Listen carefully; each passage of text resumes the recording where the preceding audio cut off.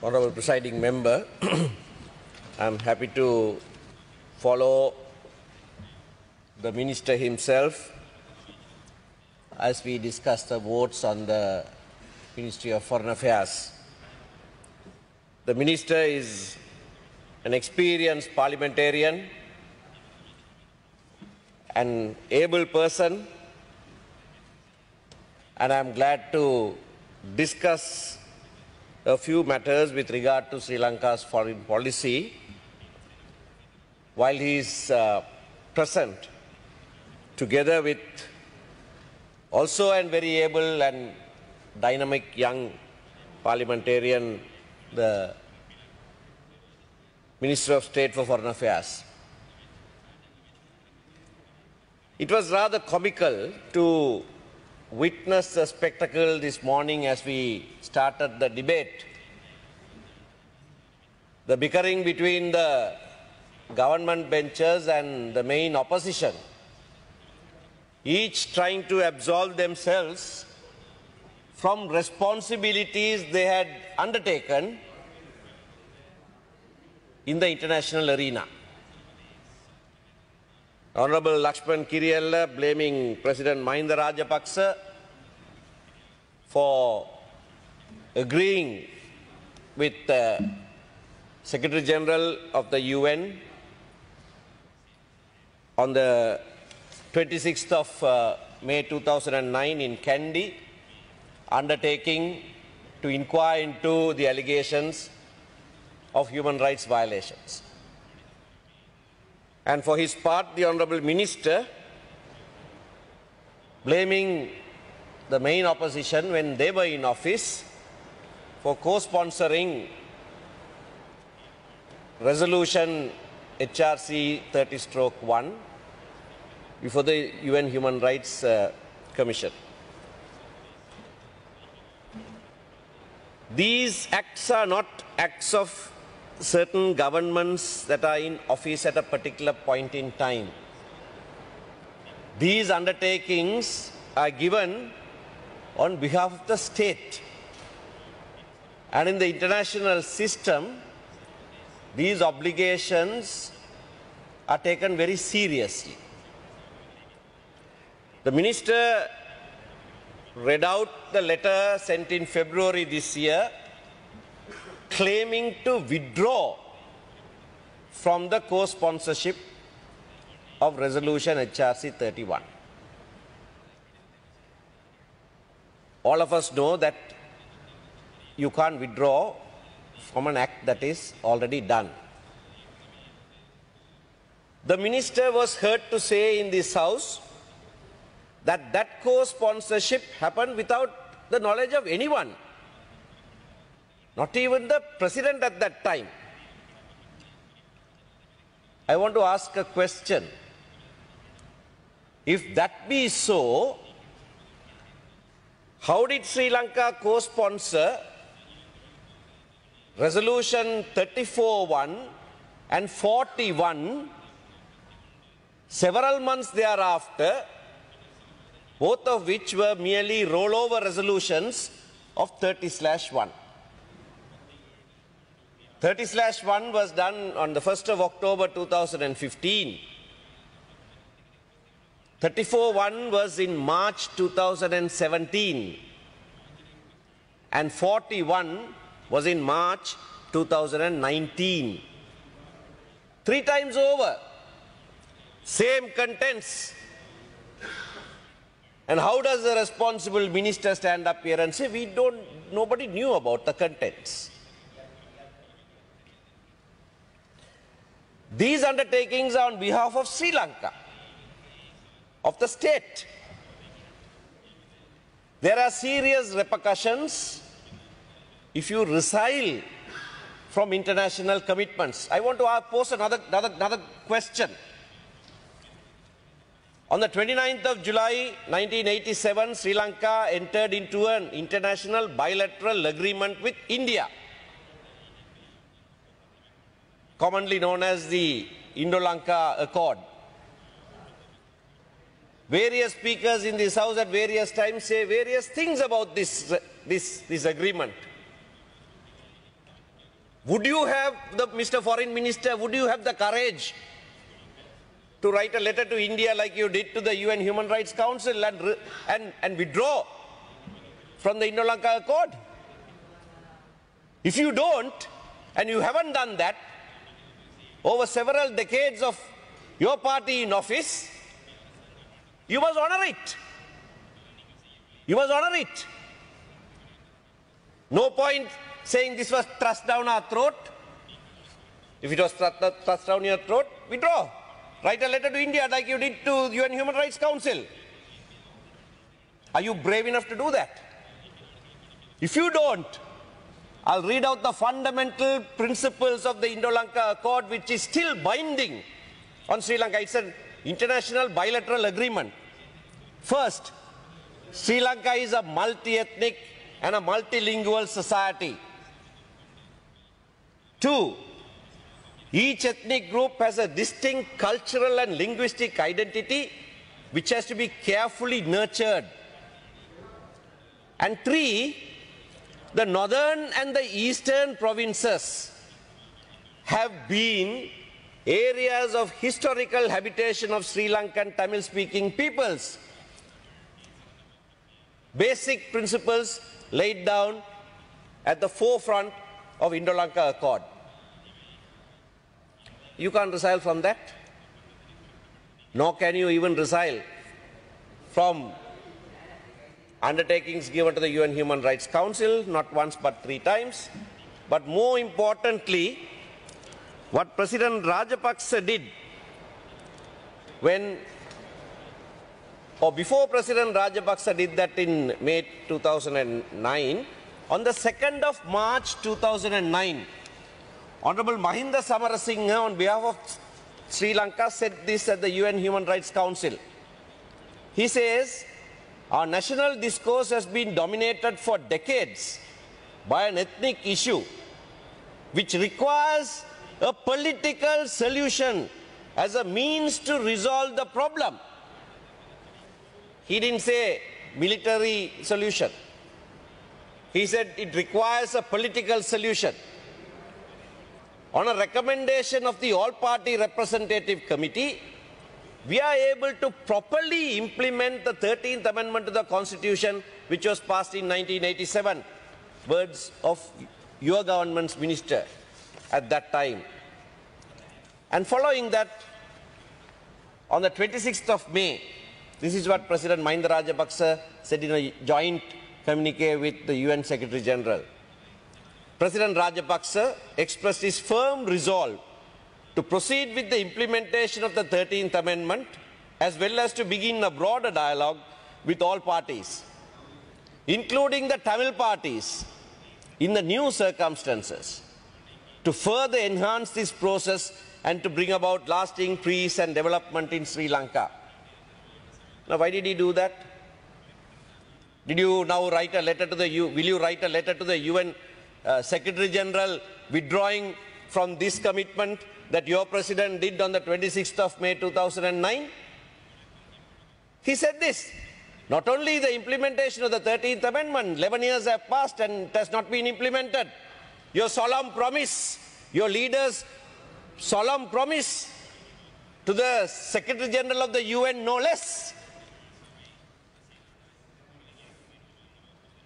I'm saying this because there are repercussions if you don't deliver on your promises to the international community. You pride yourself that we are a part of the civilized community of nations. We will not be part of a civilized community of nations if we willy-nilly ignore and violate commitments that we make to the international community. And the very next day, on the 27th of May 2009, a day after President Mahinda Rajapaksa agreed with this, I'm only referring to his guarantee of implementation of the 13th Amendment and going beyond that. But there are other agreements in that with regard to violation of human rights, and that there will be a domestic mechanism. In your letter in February this year, too, you say there will be a domestic mechanism. Where is it? Several months have passed. Where is it? Where is that plan? Where is that plan? For 11 years you fooled the world. Now for 11 months or so you have fooled the world. Or you think that you can fool all the people all the time. That's what you think. Because the very next day, at the UN Human Rights Council, a resolution was adopted which said, welcoming also, I quote, welcoming also the recent assurance given by President of Sri Lanka. The previous day he gave that assurance. Welcoming also the recent assurance given by the President of Sri Lanka that he does not regard a military solution as a final solution, as well as his commitment to a political solution with the implementation of the 13th Amendment to bring about lasting peace and reconciliation in Sri Lanka. So 13th Amendment implementation was the first step that was promised over and over and over again, not just to the UN Human Rights Council, but to India. And I'm going to read the 3 joint communiques that were issued. Once with Prime Minister Dr. Manmohan Singh, where President Mahinda Rajapaksa's commitment was recorded. The Prime Minister emphasized that a meaningful devolution package, this was in June 2010. 10 years have passed. Building upon the 13th Amendment, that's what Honorable Mahinda Rajapaksa said, would create the necessary conditions for a lasting political settlement. So he said building up, there comes Honorable Mahinda Samarasinghe, who gave the assurance to the UN on the 2nd of March 2009. The President of Sri Lanka reiterated his determination to evolve a political settlement acceptable to all communities that would act as a catalyst to create necessary conditions in which all the people of Sri Lanka could lead their lives in an atmosphere of peace, justice and dignity, consistent with democracy, pluralism, equal opportunity and respect for human rights. Towards this end, the President expressed his resolve to continue to implement in particular the relevant provisions of the Constitution designed to strengthen national amity and reconciliation through empowerment. In this context, he shared his ideas on conducting a broader dialogue with all parties involved. The Prime Minister of India expressed India's constructive support for efforts that build peace and reconciliation among all communities in Sri Lanka. Now, this was followed when then External Affairs Minister Professor G.L. Peiris visited New Delhi in May 2011, and a joint press statement, I'm glad Professor Peiris is in the house when I quote him, that the External Affairs Minister of Sri Lanka affirmed his government's commitment to ensuring expeditions and concrete progress in the ongoing dialogue between the government of Sri Lanka and representatives of Tamil parties. A devolution package building upon the 13th Amendment, words of assurance given by Professor Peiris to India, building upon the 13th Amendment would contribute towards creating the necessary conditions for such reconciliation. Again reiterated in January 2012, when External Affairs Minister S.M. Krishna visited Sri Lanka, and with Professor Peiris by his side, this is what he said: the government of Sri Lanka has on many occasions conveyed to us its commitment to move towards a political settlement based on full implementation of the 13th Amendment of Sri Lankan Constitution and building on it so as to achieve meaningful devolution of powers. We look forward to an expeditious and constructive approach to the dialogue process. A decade has passed. You haven't done a thing. Some effort was taken in the last government. We participated in good faith. Members who are now in the government also participated. The Honorable Minister of Foreign Affairs was a member of the steering committee. Honorable Susil Premajayant even headed an ad hoc committee. Honorable Member, you have 3 more minutes. Thank you. With regard to relations between the Parliament and provincial councils, and gave a good report. Honorable Bandula Gunawardena chaired another committee. Honorable Mahinda Samarasinghe there chaired another committee on human rights or fundamental rights and gave a brilliant report. Honorable Dr. Vijayadasa Rajapaksa, who hides behind his lamp all the time here in this house in these sessions, was also a member of the steering committee and drafted the proposals with regard to land powers. So there was an effort, but that you have abandoned now. And there's talk of repealing. Sorry? Yes, State Minister. Sorry? Honorable Tarak Balsuri. Right, all right. Okay, you haven't. Okay, thank you. So I thank you for the assurance that you will abide by all the assurances given to the world. Before I conclude, I need to touch on one or two other matters. I'm thankful for the number that the minister gave of Sri Lankans who have been repatriated. But there is a serious issue with regard to people in the Middle East, our labor force who contribute so much to our economy, not being given priority in the repatriation process. I hope the foreign minister will look into that and give them priority. Secondly, this is the month of November, in which I said some time ago also, all those who died in wars are remembered. That is why we sell poppy. It's world over. This is the period in which that happens.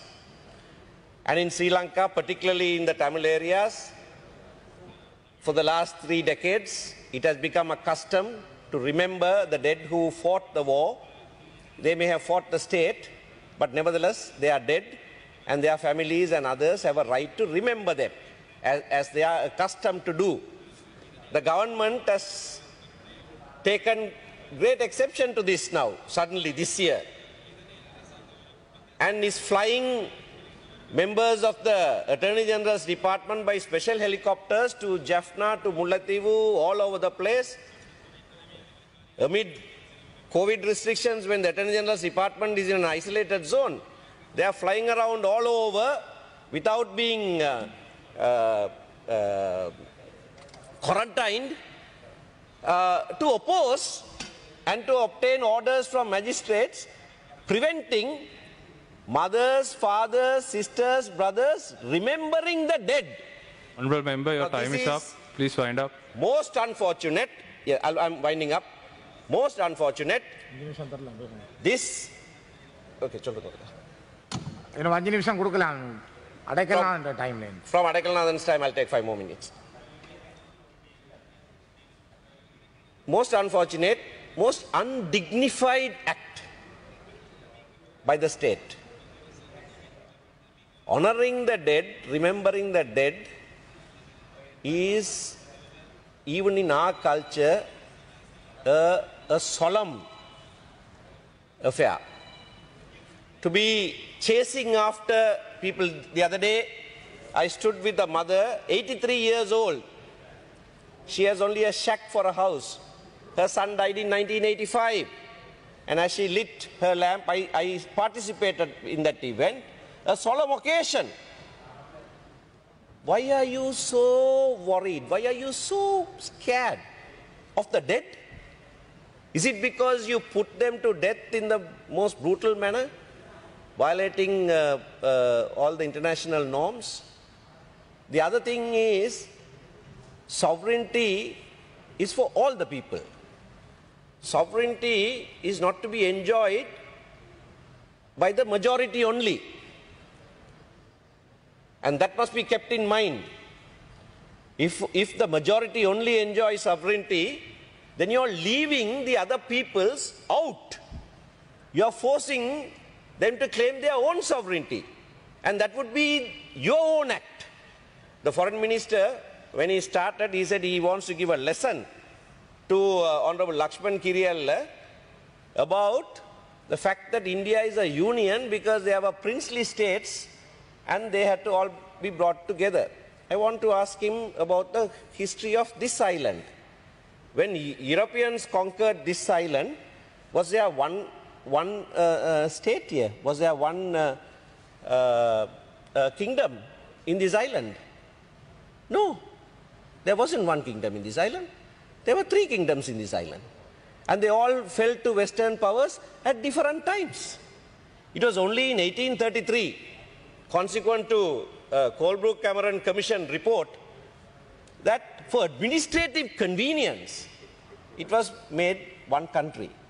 So, you must remember when you try to take lessons on how India became a union or how the United States of America became states coming together, remember the history of this country as well.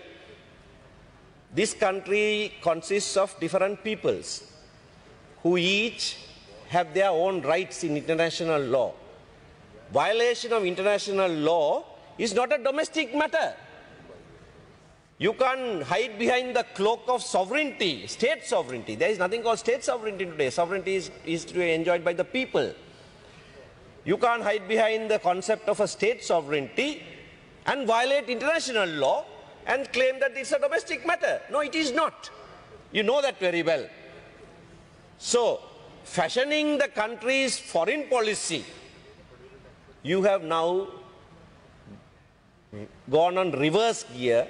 You put the country at peril, and on this particular occasion, when we debate the votes of the foreign ministry, I think it is our duty to bring it to your notice that you need to turn around. And promoting accountability and reconciliation is not a matter that violates the sovereignty of any country. Thank you.